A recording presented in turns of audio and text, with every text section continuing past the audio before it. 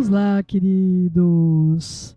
Shalom. A gente deu uma paradinha na terça-feira. Nós estamos numa semana de Shavuot e sempre que nós temos essas celebrações, a gente tem situações que vêm para que nós tenhamos de tomar uma atenção maior. Sempre nessas semanas a gente tem de ter um cuidado maior. E eu peço perdão pela terça-feira, eu espero repor. Não quero perder de jeito nenhum a dinâmica. Eu espero estar com vocês amanhã também. Se o Eterno quiser e vivermos, que a gente possa estar juntos aí para o louvor da glória dele. Vamos orar. Querido Pai, em nome de Yeshua, nós colocamos esse estudo tão importante num tempo que nós estamos vivenciando duras lutas, duras situações sobre toda a terra, e o Senhor nos convida a termos pensamentos poderosos. E hoje, ó Pai, nós estamos estudando o quanto o Senhor nos ama. Ó Pai, no mundo onde as pessoas elas proferem o amor que não conseguem sustentar. Muitas vezes pais têm falhado nisso, irmãos, nós, cada um de nós, temos falhado muitas vezes em expressar o amor que procede do teu coração, mas o teu amor é perfeito. Que a tua boa mão venha sobre a vida de cada um desses que nos acompanham com o teu poder, com a tua boa autoridade e perfeita, que tem sido exercida sobre nossas vidas, para que compreendamos de um modo claro, de um modo expressivo, que o Senhor nos ama de modo incondicional. Esse pensamento poderoso, Pai, tem me mantido em pé, e eu oro para que possa verdadeiramente manter em pé cada um dos meus irmãos que confiam na Tua palavra como verdadeira e imutável.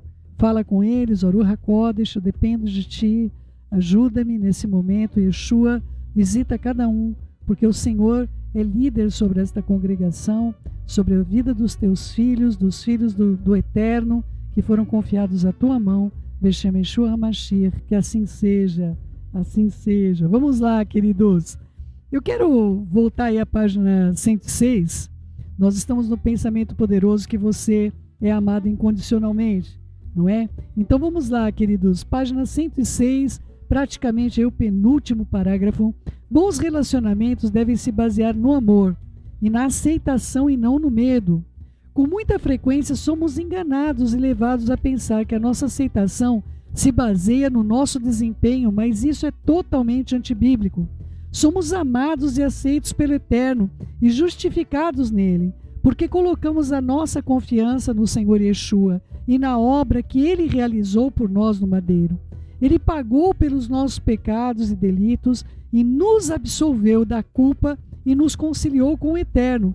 E agora, quando comparecemos diante do Eterno, temos a justiça e não a injustiça, e temos porque ele nos deu como um presente, não porque nós merecemos. Bem-aventurado é o homem que está justificado diante do Eterno, independentemente das obras que pratica. Eu quero abrir um adendo aqui acerca de nós sermos justificados independentemente da obra que nós praticamos, porque, queridos, nós temos de ter consciência que o Eterno não tem obrigação para conosco de nos perdoar de pecados intencionais. Existem alguns pecados intencionais que eles são sutis, não é? Por exemplo, você é convidado a julgar continuamente. Então, você vai escolher uma laranja, você vai escolher uma batata, você vai escolher um sapato, um calçado para você usar no dia de hoje. Você vai escolher uma blusa. Hoje eu estou sentindo um pouco de frio, então eu tive de escolher qual é a blusinha que eu ia estar colocando aqui. Então, amados, nós, como somos seres escolhedores, nós acabamos também escolhendo o que nós não gostaríamos de passar, escolhendo o que podem ou não fazer em relação às nossas vidas. E quando, na verdade, se você foi convidado a viver pela palavra, você não vai querer julgar. Porém, algumas questões realmente são sutis. Você pode se pegar escolhendo o que o irmão está fazendo sem ter compreensão do que o que ele está fazendo, ou dar a oportunidade de saber por que ele está fazendo, não é? E aí, mais uma vez, eu vou dizer o que o Eterno falou para nós. Queridos, leiam o livro A Isca de Rassatã, Isca de Satanás. Leiam esse livro do John Bevere.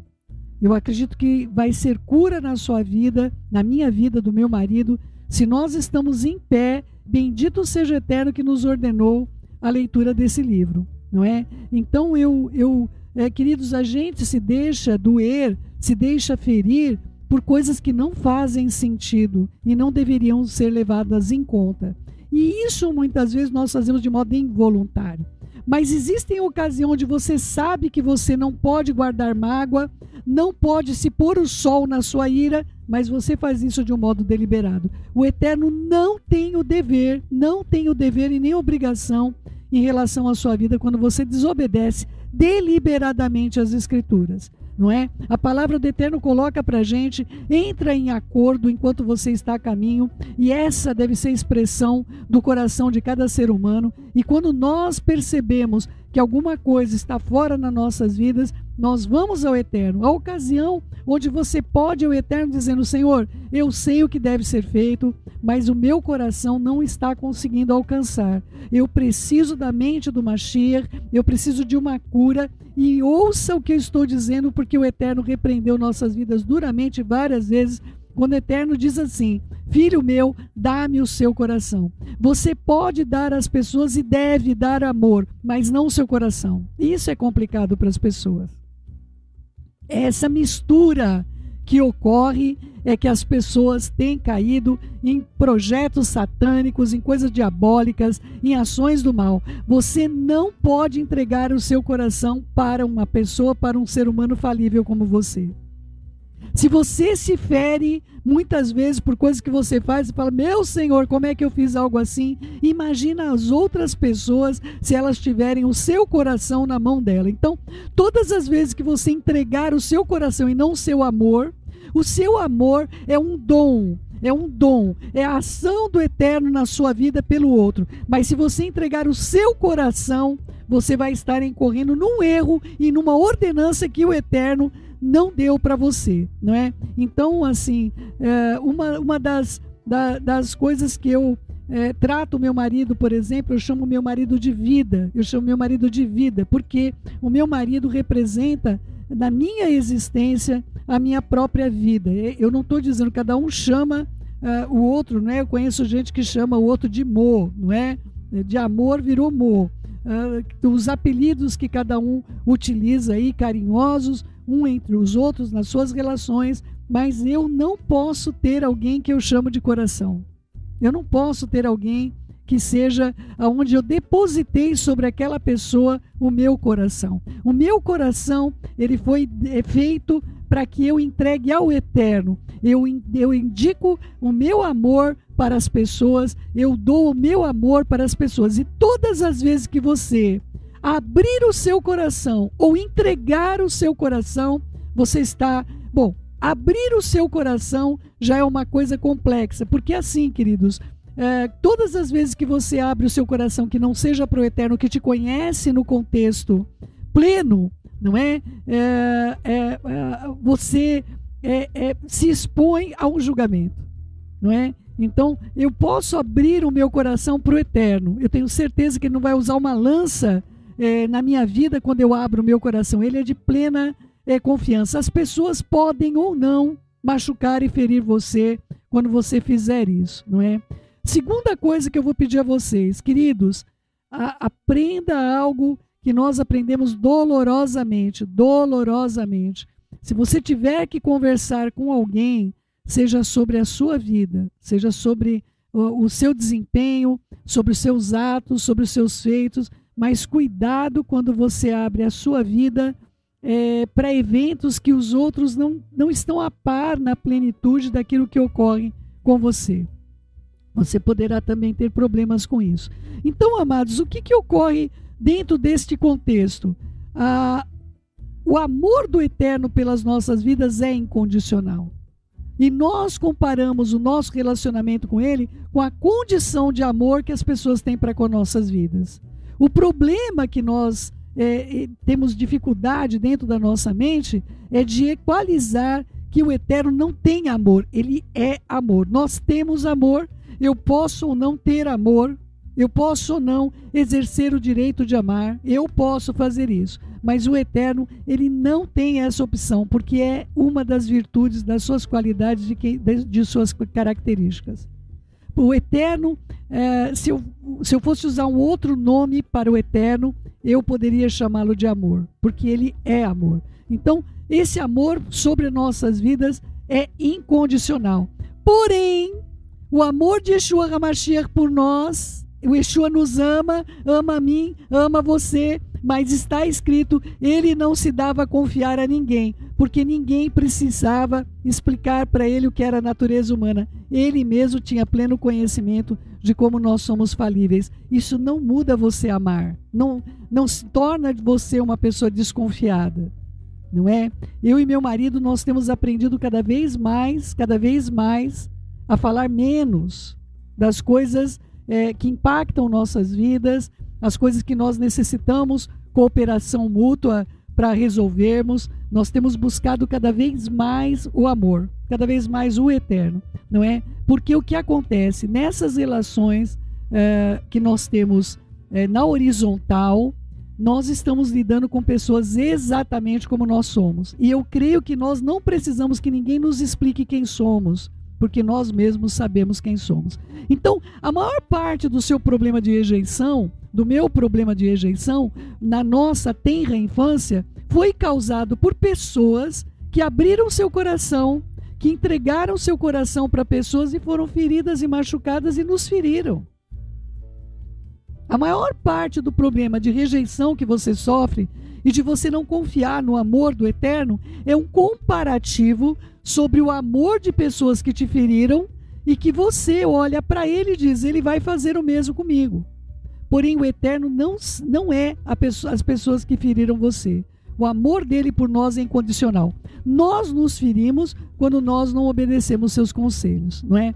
Isso não quer dizer, claro, que você tem necessidade de oração, tem necessidade de compartilhar. Olha, estou passando por um desafio, por uma luta. A questão é quando você traz alguma questão que possa ser observada, do tipo, você traz um problema e a pessoa diz, o problema é você, não é? Então, em vez de você resolver o problema, você vai se tornar o problema. E nós vamos tratar sobre isso. Pense nisso, nas suas próprias palavras. Como é que você acha que o eterno se sente ao seu respeito? E aí eu quero continuar. O mundo está errado, não você. Olha só, alguma coisa na nossa cultura em que vivemos costuma fazer com que nós sintamos que nós somos sempre aqueles que estão errados.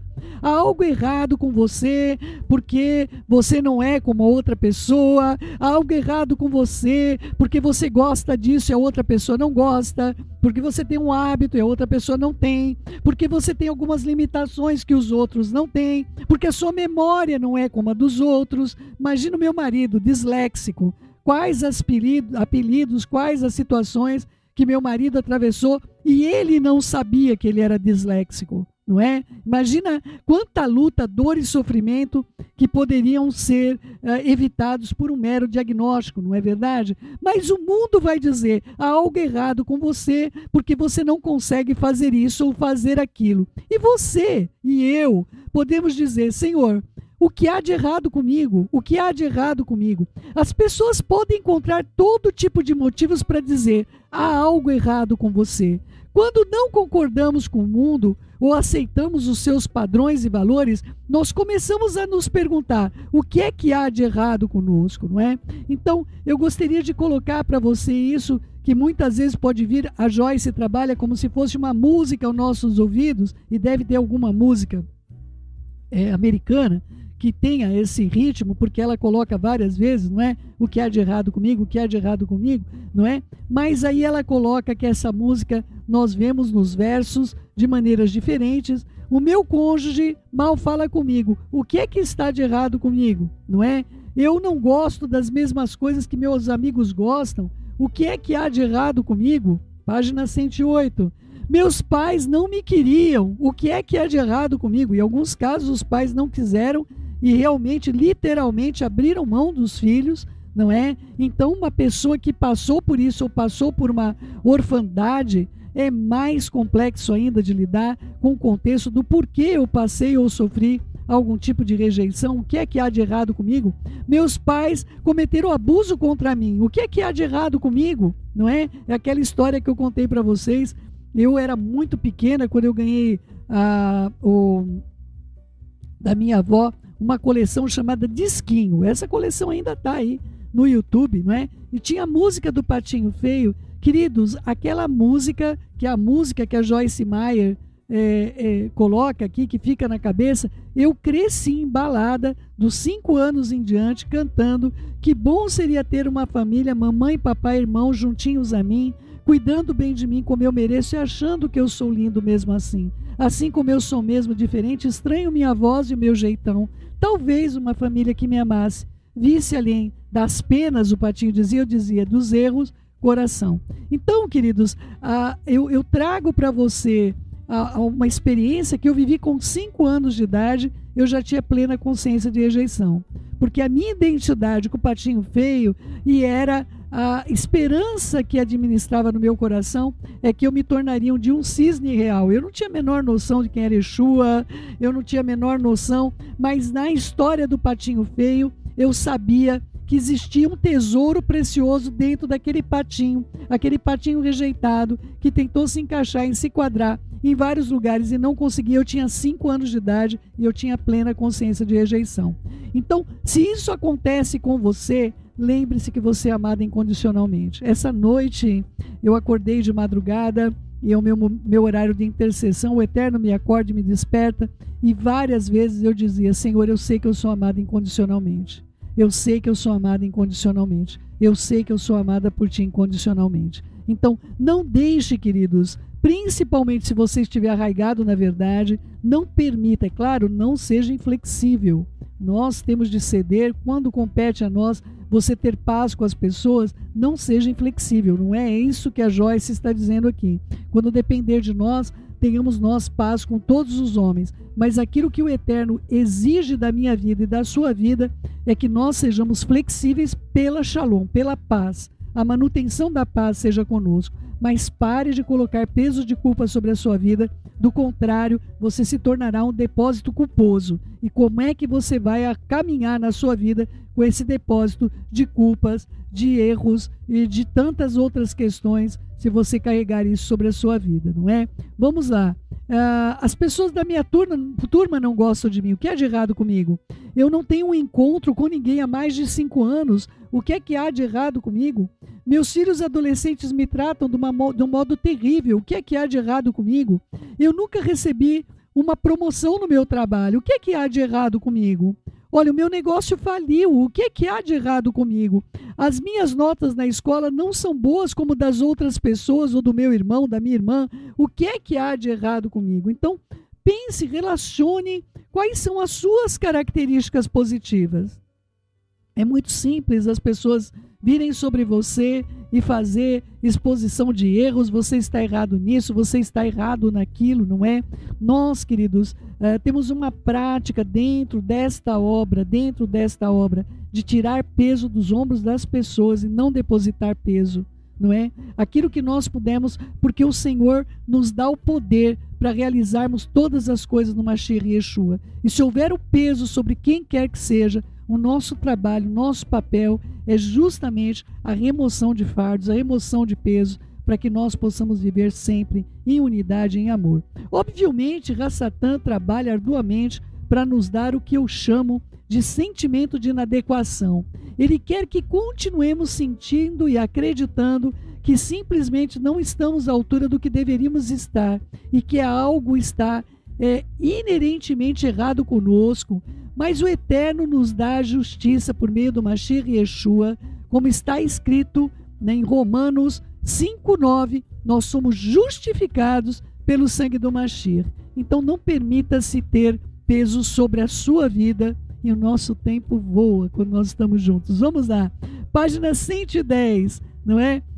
Eu quero trazer isso sobre uma situação de que houve um contexto onde um prefeito, que é uma autoridade muito considerada, principalmente no sistema norte-americano, e aconteceu que ele foi e tomou o lugar do delegado da cidade. Então imagina, a pessoa que é o patrão, o chefe, a autoridade máxima ali, ele foi e se assentou na cadeira do juiz, daquele que estaria julgando, do seu subordinado, não é?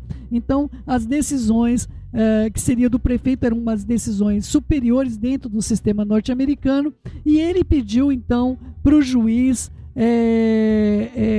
sair da sua posição, daquele delegado sair da sua posição, que ele iria estar julgando este caso. É um caso verídico, foi publicado, não é? Numa noite do inverno de 1935, conta-se que Fiorello LaGuardia, o irrepreensível prefeito da cidade de Nova York, apareceu em uma sessão noturna na procuradoria mais pobre da cidade. Ele dispensou o juiz por aquela noite e assumiu a tribuna daquela noite. Uma velha mulher em farrapos, acusada de roubar o pão, foi levada perante ele. Ela se defendeu dizendo: o marido da minha filha a abandonou e ela está doente e os seus filhos estão morrendo de fome.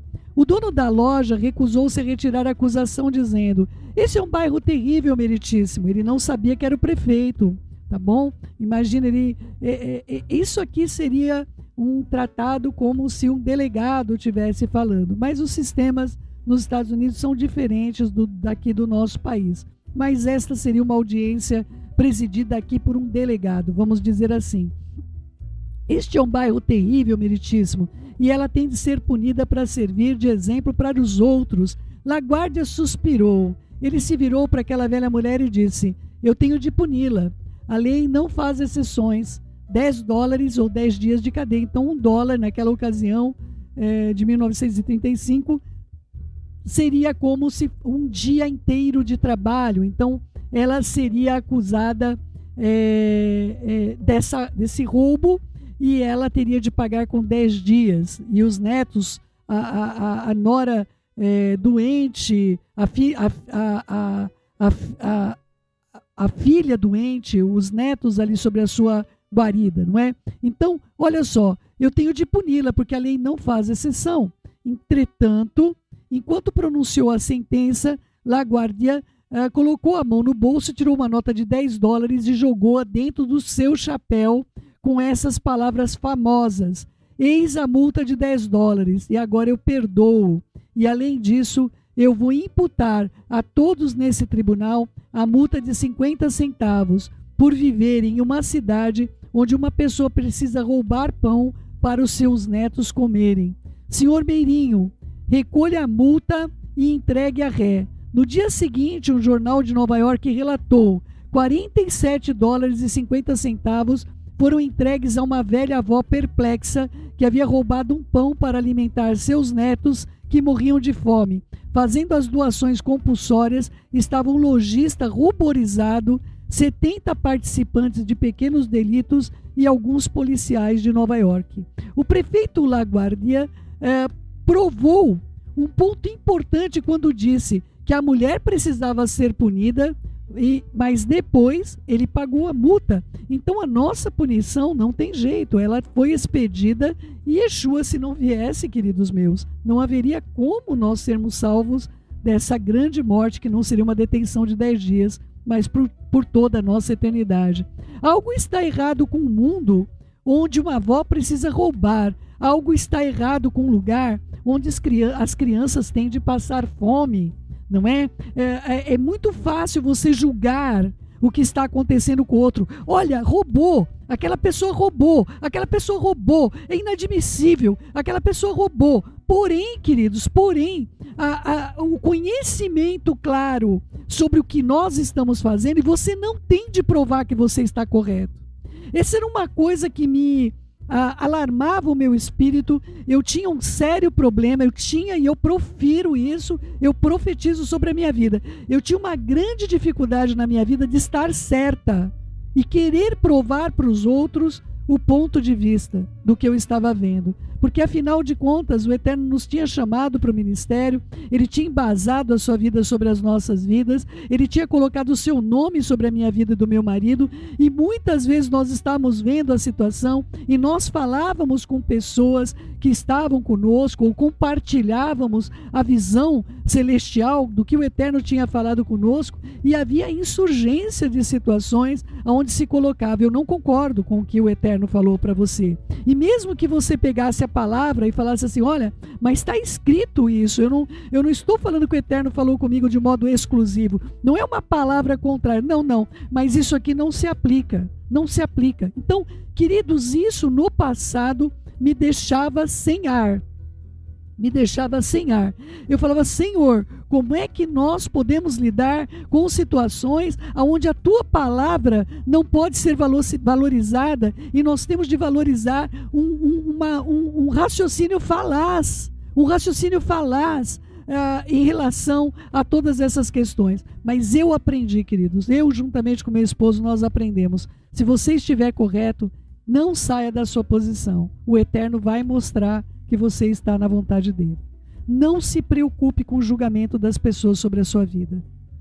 Queridos, tão certo como o Senhor vive, aquele que se levantar contra você vai cair diante de você. Nenhuma arma forjada contra você vai prosperar. E se você estiver na vontade do Senhor, esse é o direito dos servos do Senhor, o seu direito que procede do Senhor, procede do Eterno. Então não queira provar o seu ponto de vista, não caia nessa cilada.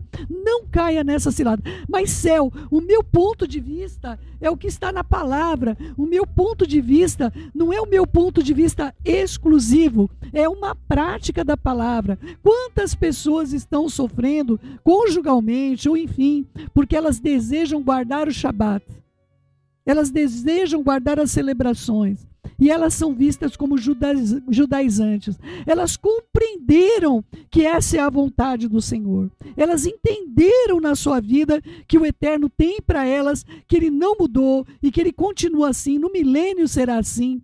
Mas se você entrar em embate, meu querido, minha querida, pessoas chegando para suas congregações lá e dizendo, olha, mas a ceia, a Santa Ceia, que nós chamamos de Seudat Mashiach, a ceia do Messias, não é? Ela tem de ser com pão asmo, eu não posso ter pão de fermento, está escrito lá, não com o fermento da maldade, mas com os asmos da sinceridade. Então, está escrito que é com o vinho, céu, o que eu tenho de fazer? Você não tem que fazer nada. Não se levante contra a tua liderança, ore pela tua liderança. Você não tem de fazer. Não caia no erro que eu caí inúmeras vezes de querer provar para as pessoas que a palavra está certa. O Eterno não precisa de alguém que o defenda. Eu me lembro uma ocasião onde Moshe, ele tinha colocado as mãos, passou Daruar que estava sobre ele, sobre os anciões, não é? Que estavam ali, Daruar que estava sobre ele, passou sobre a vida daqueles anciões. E aí ficaram dois profetizando porque a profecia é em línguas.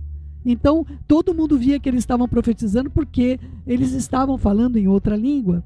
E aí Josué chega correndo para Moshe e fala, Moshe, olha, eles estão continua profetizando lá, só esses dois estão fazendo isso. Aí Moshe falou, você está com ciúmes por minha causa? Por minha causa você está com ciúmes? Oxalá, né, queira o Eterno que todo Israel fosse profeta. Não é verdade? Então, queridos, o Eterno não precisa de defensores. Você cumpra a vontade dele. Você aguarde a vontade dele. É inevitável que você fique aborrecido? Claro que fica aborrecido. Senhor, eu estou colocando, está na nova aliança. O Seudat, a ceia do Messias é para ser feita com pão asmo, é para ser feita com vinho. Não está na antiga aliança, porque eles falaram que aboliu a antiga aliança, mas está na nova aliança, não é? E assim eu mostro para eles o que está escrito. Amado meu, amada minha, se você tentar fazer as coisas pela sua força, as pessoas não vão te ouvir. Não por força, nem por violência, mas pela Ruach HaKodesh. O Eterno traga isso no seu coração. Caminhe com pessoas que vivam pela palavra. Caminhe com pessoas que amem a palavra.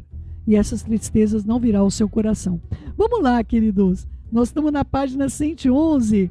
Precisamos nos sentir confortáveis com o pensamento de que somos amados incondicionalmente e que estamos justificados diante do Eterno, não por causa do que fazemos ou deixamos de fazer, mas por causa do que Mashiach Yeshua fez por nós. Então, mais uma vez eu vou dizer a vocês, isso serve para cobranças indevidas sobre a sua vida, não é? Olha, aquela pessoa lá se tornou um judaizante, olha, aquela pessoa lá está fora da palavra, se desviou do caminho.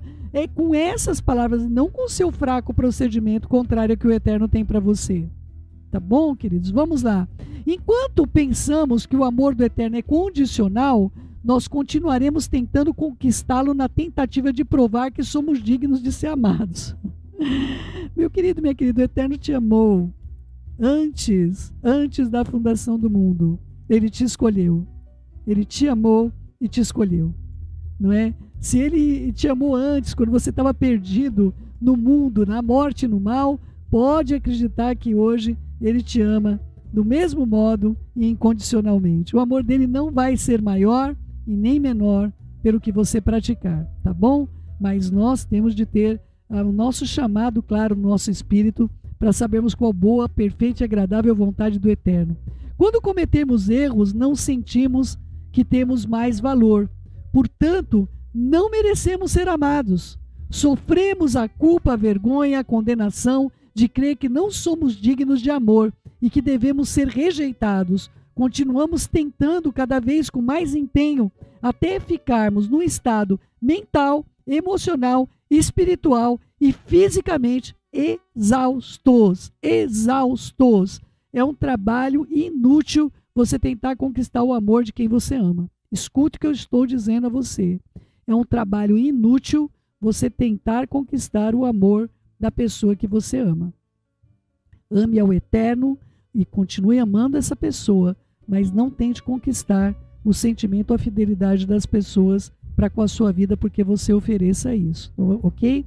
Vamos lá. Tentamos manter uma boa aparência, mas por dentro estamos esgotados e geralmente com muito medo, não é? Então, queridos, eu quero... Santo Pai, como a gente voa aqui, meu Senhor. Eu vou dar uma parada aqui, nós ainda temos mais alguns aspectos importantes, né? É um capítulo longo, não é? Esse capítulo vai até a página...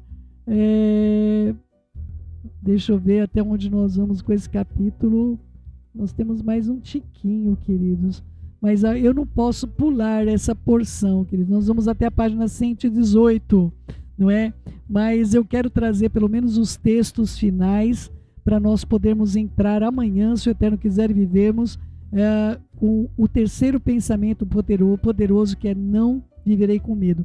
E, queridos, a ordem dos pensamentos é essa. É o que você pode, e você pode sentir-se amado do Eterno, ainda que seus pensamentos digam o contrário. As ações dele são inequívocas em relação à sua vida, não é? Deus tornou-se pecado por nós, aquele que não tinha pecado, para que nele nos tornássemos a justiça do Eterno. 2 Coríntios 5, 21. O Eterno tornou Yeshua o pecado no nosso lugar. Ele fez, eu creio que no caso do Laguardia, ele não se tornou o roubador. No caso, Yeshua, ele estaria no lugar do ladrão dos pães dos netos. É isso que Mashiach fez por nós. Vamos lá. Portanto, se alguém está no Messias, é nova criação, e as coisas antigas já passaram, e eis que surgiram coisas novas. 2 Coríntios 5,17. Queridos, na sua mudança de mente, as pessoas que não acompanharam a sua mudança, elas vão imaginar que você continua sendo o mesmo. Hoje eu recebi um áudio do meu filho, querido, amado, e ele compartilhava quanta mudança na mente o Eterno tem feito já na vida dele, não é? E eu tenho acompanhado essas alterações, mas eu sei que muitos ali com quem ele convive não viram essa mudança. Então não espere que as pessoas te vejam diferente e continue, elas podem continuar te rotulando que você é a mesma pessoa do passado, porque elas não acompanharam a sua mudança. Mas o importante é que você saiba que você tem crescido, você saiba que você não é mais aquela pessoa. Não deixe que a rotulação de outras pessoas sobre você causem confusão na sua mente sobre quem você é. Deixe o passado no passado. As coisas velhas se passaram e tudo se fez novo. Ishaiahu, Isaías 43:4. Visto que você é precioso e honrado à minha vista, e porque eu amo, eu darei homens no seu lugar e nações em troca da sua vida. Essa é uma profecia feita para o nosso Mashiach Yeshua, e tudo que é de Mashiach ele tem confiado nas nossas mãos. Lembre-se daquele filho pródigo, quando O filho mais velho fala com o pai, fala: o senhor nunca me deu um cabrito para eu assar aqui com meus amigos. Ele falou: meu filho, tudo que eu tenho é teu, bastava você ter pedido. Então, eleve ao Eterno as suas petições. E por que o Eterno nos escolheu nele antes da criação do mundo? Para sermos santos e irrepreensíveis em sua presença. Efésios 1:4. Então se posicione como aquele que o Eterno chamou para você ser, e nós vamos juntos, viu? Eu estou na mesma página que vocês agora, eu já passei por ela, mas neste momento eu estou vivenciando esse momento junto com você. E o Eterno te ajude e fortaleça para que você possa desenvolver os pensamentos poderosos. Você pode todas as coisas, você é amado do Eterno. E eu sei que nós vamos seguindo juntos no propósito que o Eterno tem para as nossas vidas. Não se deixe levar por nenhuma rotulação, nenhum julgamento, nenhuma posição contrária da sua vida. Você é uma pessoa nascida de novo, em crescimento e desenvolvimento para o nosso Pai amoroso. Diante dele nós somos e diante dele nós vivemos. E ele te fortalece. E você pode todas as coisas naquele que te fortalece. Beijos no coração. Fiquem na Shalom do nosso Pai.